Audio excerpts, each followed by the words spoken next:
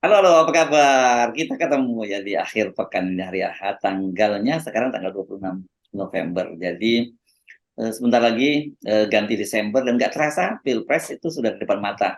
Dan rupanya di antara semua kandidat ini yang paling bersiap itu justru Pak Jokowi. Loh kok jadi Pak Jokowi yang bersiap bukannya kandidat? Ini kenapa saya sebut begitu karena ternyata ini lagi rame dan udah mulai muncul di media beberapa hari yang lalu. Pak Jokowi rupanya sudah mengeluarkan Perpres, peraturan presiden itu terbit pada tanggal 21 November. Jadi berapa hari yang Hmm. lalu, Bung Rocky, itu bahwa ada aturan bahwa menteri, gubernur, kemudian wali kota dan bupati itu kalau dia maju pada pilpres itu tidak perlu cuti. Ini ya oke kalau soal menteri dan sebagainya kita paham, gubernur paham, tiba-tiba kok ada soal bupati dan wali kota. Emang sejak kapan ada bupati dan wali kota maju pilpres di Indonesia ini? Ya, ini yang kita sebut eh, apa namanya itu? Kalau dalam ilmu militer, eksekutif summary itu. Jadi dibikin seringkas mungkin supaya mudah dikontrol tuh. Jadi Jokowi berpikir secara efisien bahwa hanya dengan mengeluarkan perpres itu dimungkinkan dia mengendalikan semua hal, dan spesifik kan disebut di situ bahwa tidak perlu mundur dan terarah pada satu orang. Ya semuanya boleh, tidak boleh mundur, tapi dengan mengucapkan tadi gubernur, apa, bupati, wali kota itu secara spesifik memang untuk menuntun Gibran tuh. Dan orang melihat dari awal bahwa nilai-nilai yang tadinya kita harapkan dimengerti oleh Jokowi tentang demokrasi, tentang kepatutan itu diabaikan. Sebetulnya bukan diabaikan, memang dia tidak paham soal-soal itu. Jadi sekali seseorang masuk di dalam godaan kekuasaan, dia akan maksimalkan seluruh peralatan. Nah, sebentar lagi akan ada berbagai macam aturan yang pada ujungnya adalah memungkinkan Gibran itu tidak diganggu dan memungkinkan Gibran itu memperoleh semua fasilitas negara tuh. Kalau dia cuti pasti semua fasilitas dihentikan kan. Tetapi Jokowi mengantisipasi itu. Jadi Jokowi tidak mungkin tidak terlibat secara detil dalam perencanaan untuk memenangkan Gibran.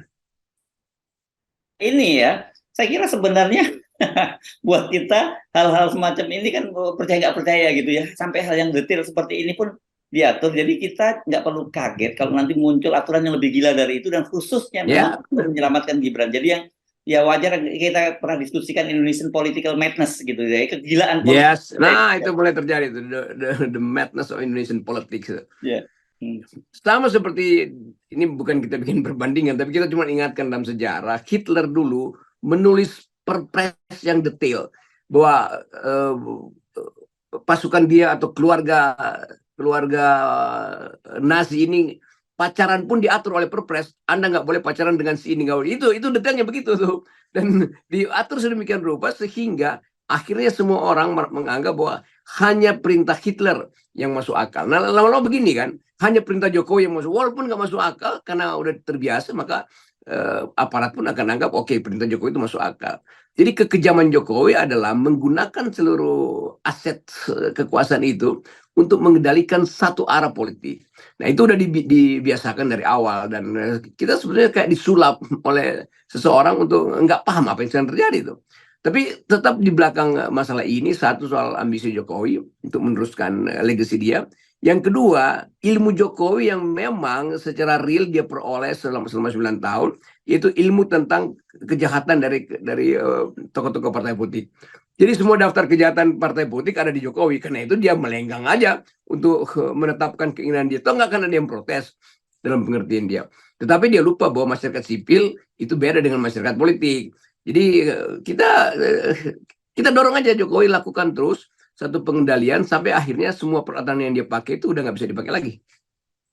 Tapi kan orang sering, ya termasuk Anda juga menggunakan istilah pelongo-pelongo dan sebagainya. Saya nggak tahu apakah itu ditujukan pada Pak Jokowi atau tidak. Tapi orang itu menganggap bahwa sebagai presiden itu Pak Jokowi itu under capacity. Sebenarnya begitu ya. Kita lebih lebih enaknya ngomongnya begitu ya, Bung Rocky ya. Ya, Tapi yang kedua kemudian dengan praktek-praktek yang terjadi sekarang itu kan bukannya Jokowi menunjukkan kecerdasan, dia menggunakan kekuasaannya untuk menyandra orang lain. Itu kan bentuk kecerdasan lain juga, Bung Rocky. orang yang under capacity tetapi Hmm. punya kekuasaan, dan Hmm. kekuasaan itu yang diandalkan satu-satunya kan. Jadi kapasitas dia ada kekuasaan. Nah, orang-orang yang tadinya menganggap bahwa dia under capacity, makin lama Jokowi tahu dia orang-orang ini juga under capacity karena tidak mampu untuk menegur Jokowi kan. Karena persoalan sprindik dan potensi korupsi untuk ditangkap. Jadi Jokowi mengerti bahwa di depan dia juga kalangan mediocre. Maka dia berbuat dungu pun orang akan anggap itu pinter kan.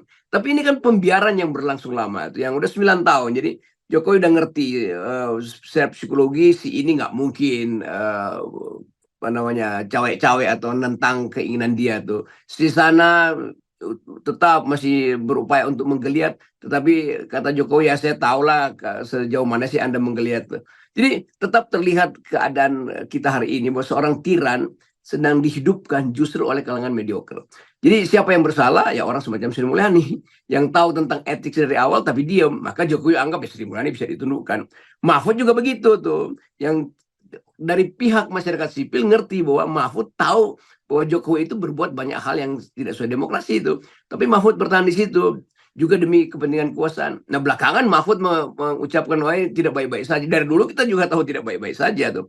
Jadi tetap Jokowi akan mengkonsolidasi kekuasaannya, tetapi makin lama cara dia mengkonsolidasi peralatannya makin kecil, makin sempit. Lain kalau Jokowi punya kapasitas pengetahuan tentang demokrasi, maka dia akan pakai cara yang lebih canggih lah untuk menyulap opini publik. Ini kan opini publik nggak bisa dia bendung, oleh karena itu dia pakai bahkan peralatan kecil. Obeng pun masih dia bisa gunakan tuh. Padahal sebetulnya obengnya udah patah tuh. Jadi semua peralatan pasti akan dikeluarkan. Jadi nggak usah khawatir nanti ada aturan lagi bahwa capres-wapres ini hanya boleh berkampanye setelah dapat disposisi dari Jokowi. Bisa begitu. Dan itu partai politik akan dia, misalnya partai politik Anies misalnya, partai politik Ganjar. Nanti akan ada ketentuan bahwa ketua-ketua partai sebelum berkampanye mesti dapat disposisi dari presiden. Bisa aja tuh aturan ngaco semacam itu tuh. Jadi kita simpulkan ya Pak Jokowi under capacity dari sisi yang intelektualitas dan sebagainya, dan demokrasi dia under capacity, gitu ya Bung Rocky.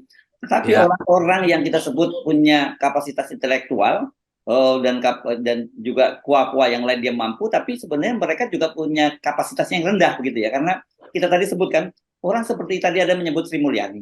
Saya mendengar cerita di masanya Pak SBY dan Pak JK misalnya ketika jadi presiden dan wakil presiden, Sri Mulyani itu bisa menyatakan tidak loh kepada mereka itu, dan orang seperti Pak SBY dan Pak JK nggak bisa berbuat apa-apa ketika menyatakan itu. Tapi ketika berhadapan dengan Pak Jokowi, kok tiba-tiba orang seperti Sri Mulyani seperti tidak berdaya gitu. Apakah dia juga termasuk terkena santet juga begitu?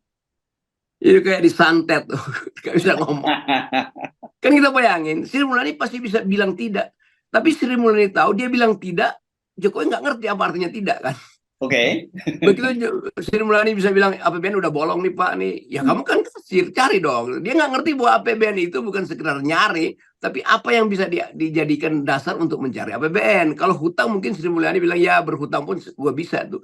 Tetapi bolongnya APBN karena dipakai untuk hal-hal yang konsumtif, terutama BLT, nyogok, update segala macam. Itu kan Sri Mulyani tahu bahwa ini bukan cara bernegara yang benar nih. Kan nggak boleh APBN dipakai untuk kegiatan politik yang konsumtif. Tapi Sri Mulyani nggak bisa bilang itu. Karena bagi Jokowi jawabannya cuma satu, standar. Cari dong Mbak Ani. Itu. Cuman itu. Ada masalah Pak? Ya cari dong, kamu kan kasir. Jadi Sri Mulyani bingung sendiri kan. Karena itu dia ngeluh terus pada pers. APBN udah bolong. Itu kira-kira kalau Sri Mulyani ngomong itu artinya perintah Bank Dunia untuk mengatakan APBN udah bolong tuh. Jadi kita lihat misalnya orang suka pikir kenapa ya orang-orang yang intelek pun nggak bisa ngomong. Zaman Hitler juga begitu. Coba kita bayangkan ada 2 profesor terbaik di Jerman itu yang artinya mengabdi pada Hitler. Satu namanya Carl Schmitt, yang kedua Heidegger. Dua-duanya dosen yang bagus tuh, pinter. Carl Schmitt itu lawyer yang pinter tuh, birokrat yang bagus tuh. Heidegger itu profesor rektor di Freiburg yang akhirnya menganggap Hitler benar. Belakangan baru mereka tahu kurang ajar dong. Jadi bayangkan aja Jerman yang dihidupkan oleh pikiran banyak filsuf itu akhirnya takut pada seorang Hitler yang datang dari politik pinggir jalanan tuh. Jadi intinya sama tuh. Begitu kekuasaan itu dihidupkan nyalanya, semuanya itu silau. Sri Mulyani silau sehingga dia gugup, Mahfud juga silau dan masih berupaya untuk sedikit melawan, tapi bentar lagi mungkin dijewer sama Jokowi Mahfud tuh dengan inti apa aja tuh. Jadi tetap keadaan kekurangan kapasitas pikiran itu berbahaya bagi demokrasi. Nah itu yang ditulis oleh seorang pemikir Jerman yang mengamati bagaimana totalitarianisme itu tumbuh perlahan-lahan di Jerman lalu menjadi fasisme itu yang ditulis oleh Hannah Arendt yang ya bukunya juga kira-kira begitu, berpikir hidup di dalam keadaan tanpa pikiran tuh mana thinking in the dark times itu. Jadi dalam keadaan gelap gulita tetap harus ada orang-orang lain yang mampu berpikir tuh, karena mereka yang berpikir udah tidak mampu tuh di dalam istana. Ini Anda sedang menghibur atau membela diri gitu, karena kan banyak orang bertanya, apa yang terjadi dengan bangsa Indonesia yang 270 juta itu, banyak tokoh-tokoh hebat, banyak jenderal-jenderal hebat, tapi tiba-tiba begitu berhadapan dengan seorang Jokowi yang ini adalah seorang politisi kampung dari Solo sana gitu, yang dia bukan bagian dari elit gitu dan bukan dengan kapasitas intelektual terbatas, tapi tiba-tiba semua tunduk gitu. Ya kalau saya nguping di antara elit itu semua jangan nyerah tuh, karena mereka tahu bahwa ya nggak ada harapan lagi. Karena kalau kami bereaksi itu secara moral kami nggak kuat, karena mereka sadari mereka punya banyak handicap di dalam politik, juga punya potensi mungkin di persoalan kekayaannya.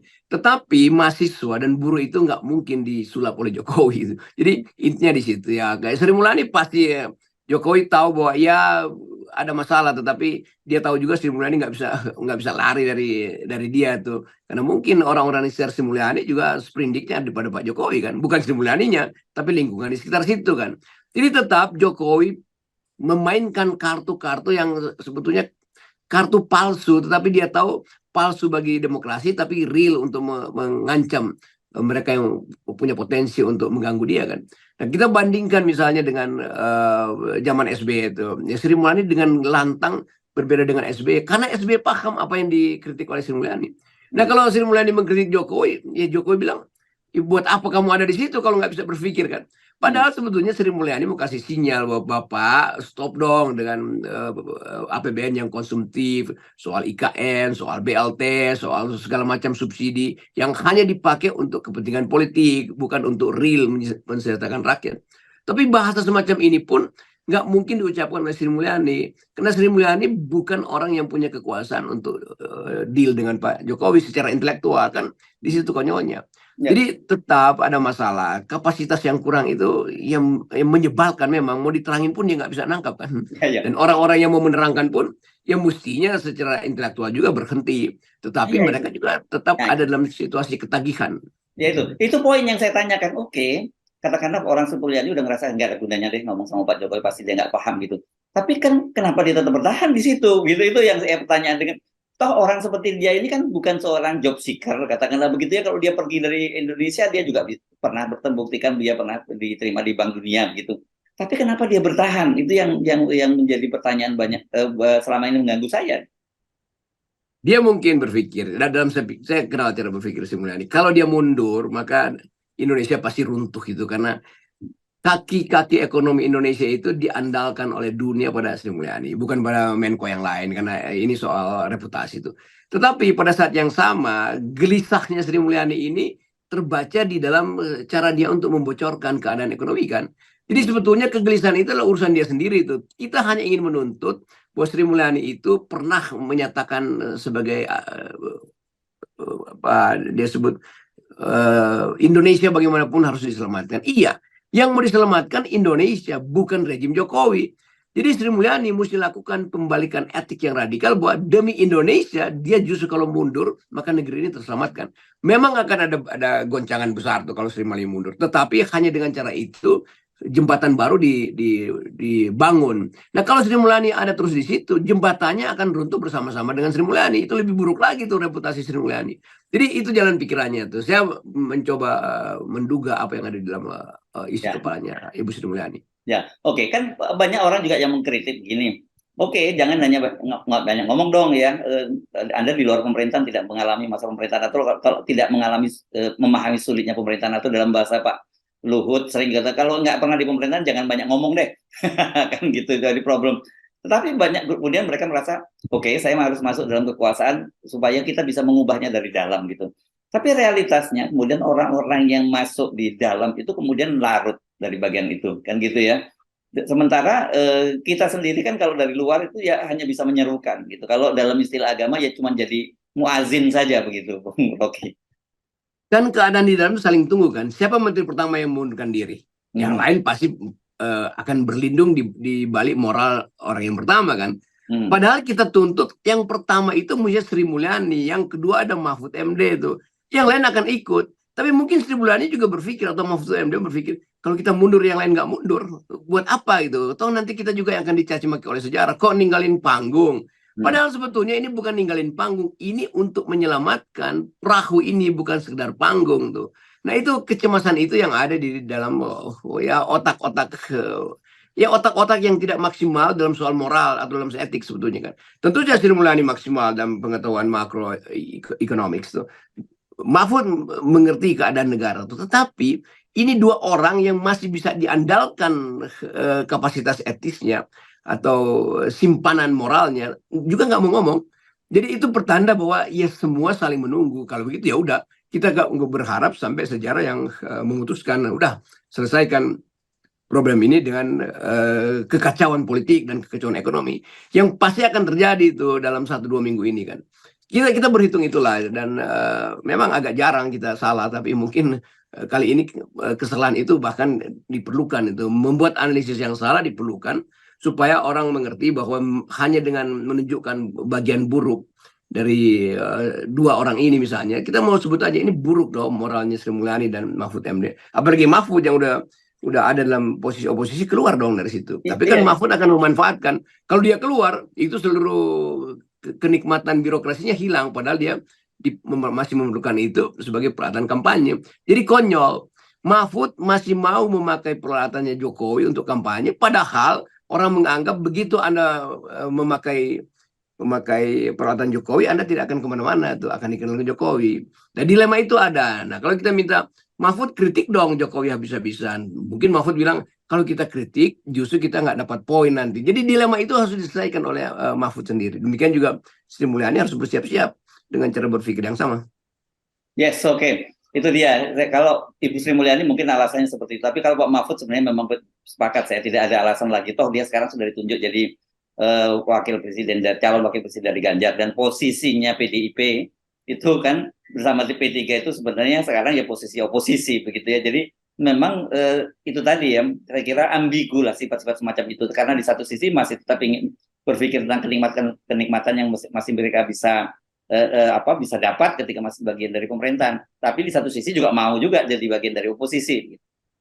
Ya itu kita kampanye sekarang, jangan pilih Ganjar dan Mahfud selama Mahfud masih ada di dalam rejim, karena itu nggak jujur itu kan. Ya. Jadi Jokowi menyiksa PDIP, tetapi Mahfud menikmati siksaan itu separuh hati kan, karena dianggap bahwa ya saya kan bukan PDIP, kan PDIP yang butuh saya tuh. Tapi Mahfud kita mesti minta secara absolut untuk mundur dari situ tuh. Dengan cara itu Anda tunjukkan bahwa Anda masih punya nyali etis untuk mengatakan tidak pada Jokowi kan. Tapi nanti Jokowi bilang, ya Pak Mahfud, udahlah jangan terlalu mengkritik saya, karena Pak Mahfud kan selama berapa 9 tahun bersama saya, dan saya tahu apa yang dilakukan Pak Mahfud. Nah kira-kira begitu kan intrik Jokowi kan. Jadi Jokowi pegang psikologinya Mahfud, konyolnya di situ. Mahfud bisa ya ada tidak baik-baik aja, iya, tapi selama Anda ada di dalam artinya konyol, Anda itu jadi budak palsu dari kekuasaan tuh. Kalau budak beneran nggak apa-apa, ini budak palsu. Ya, itu dia ya. Saya kira pemahaman Pak Jokowi terhadap psikologi orang-orang yang berada di bawah dia, partai-partai politik yang terafiliasi dengan dia, membuat dia sekarang tiba-tiba menjelma menjadi seorang seorang yang sangat berkuasa dan tidak ada yang berani melawan Pak Jokowi gitu. Itu yang sekarang ini menimbulkan banyak pertanyaan. Kok bisa orang seperti Pak Jokowi itu kemudian bisa menundukkan politisi-politisi yang jauh lebih berpengalaman dan lebih matang dibandingkan dia gitu. Nah itu yang dalam psikologi politik namanya authoritarian personality itu, dia menyusup pelan-pelan tuh ke dalam wilayah orang yang hendak dia tundukkan tuh. Jadi percakapan Pak Jokowi dengan Pak Mahfud misalnya, yang berupaya untuk mengetahui Pak Mahfud sampai sejauh mana sih kemampuan moralnya bertahan itu kan. Dan banyak hal yang Mahfud mungkin nggak berani untuk mengatakan tidak pada Jokowi, karena bagaimanapun dia diangkat oleh sebagai menteri, dan Jokowi mengerti bahwa Mahfud butuh jabatan itu kan itu intinya kan.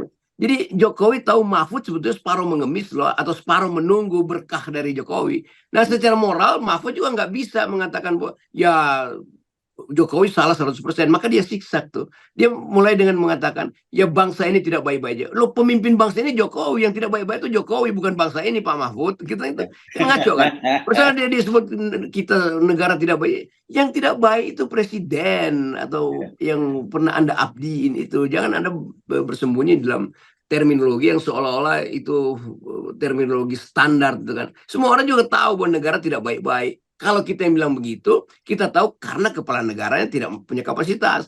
Tapi kalau Mahfud bilang negara tidak baik-baik, termasuk ketika dia ada di dalam kabinet, dia tidak mengurus negara ini. Karena dia hanya mengurus kepentingan Jokowi. Kan itu kan. Berkali-kali Mahfud pasang badan pada Jokowi. Itu yang kita mau tahu gitu.